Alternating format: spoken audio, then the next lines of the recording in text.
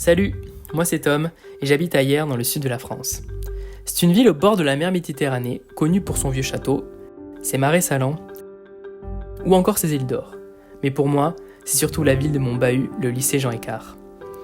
Un jour, les profs ont fait venir en cours un gars avec une sorte de badge sur son épaule, avec écrit, je crois, Parc national de Porquerolles.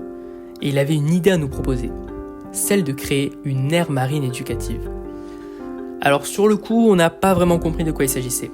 On n'en avait jamais entendu parler. On pensait que ça allait être juste des sorties à la plage. Mais en fait, c'était bien plus que ça. Une aire marine éducative, ou AME, ça correspond en fait à une zone sur le littoral qu'on étudie d'un point de vue scientifique, historique ou géographique tout au long de l'année scolaire. Ce qui change le plus par rapport au cadre scolaire classique, c'est que c'est nous, élèves, qui décidons démocratiquement de ce qui sera étudié ou mis en place lors des différentes sorties sur notre AME. Très vite, nos profs nous ont mis dans la position de décideurs en nous demandant de choisir le lieu pour établir notre aire marine éducative. Après un premier conseil de la mère où nous avons débattu avec l'aide de notre référente AME, Estelle de l'association Médianature, nous avons opté pour la plage de l'Almanar du côté nord. Nous avons choisi cette plage pour plusieurs raisons. D'abord, nous la connaissions tous. Elle fait également partie de l'aire d'adhésion du Parc national de Porquerolles. Et surtout, la plage est facilement accessible en bus depuis le lycée. Une fois le site choisi, nous nous y sommes rendus pour le visiter. Ou plutôt le découvrir sous un autre regard, celui d'un gestionnaire du littoral. Nous avons fait un premier état des lieux qui a ensuite été complété par nos différentes sorties sur le terrain. Grâce à ces conditions météorologiques favorables, la plage de l'Almanar est prisée par les touristes et locaux qui cherchent une plage aux eaux turquoises.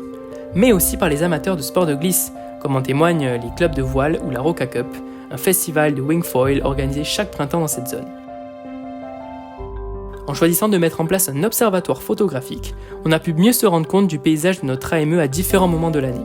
En hiver, au moment de la Roca Cup, au printemps et en été. En poussant les recherches un peu plus loin dans l'histoire de l'Almanar, on a découvert que c'était aussi l'emplacement d'une cité antique, Olbia, dite la Bienheureuse. Fondée par des Grecs venus de Massalia au IVe siècle avant Jésus-Christ, la cité d'Olbia a été ensuite occupée par les Romains qui ont construit un port dont la jetée est encore visible sous les eaux. Sachant ça, nous sommes empressés de sauter à l'eau pour voir ces vestiges et par la même occasion constater la biodiversité marine. Accompagnés des plongeurs d'Espace Mer, nous avons pu suivre le sentier sous-marin d'Olbia. Gérelpan ou encore Oursin se mêlaient aux blocs de pierre antiques et aux fameux herbiers de Posidonie, véritables trésors endémiques de la Méditerranée.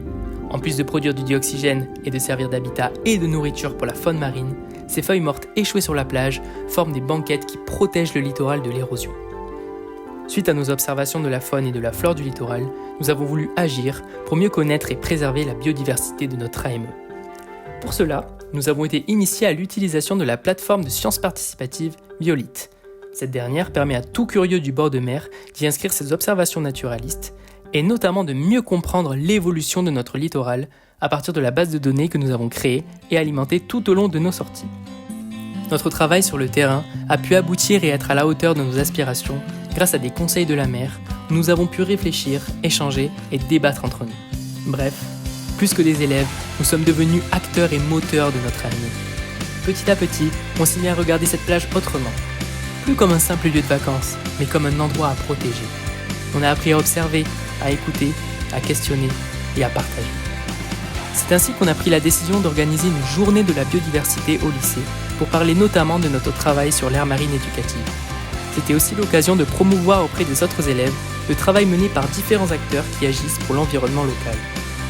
Et nous voilà maintenant à Nice, pour continuer de partager notre aire marine éducative à l'occasion de l'UNOC, la conférence des Nations Unies sur l'océan.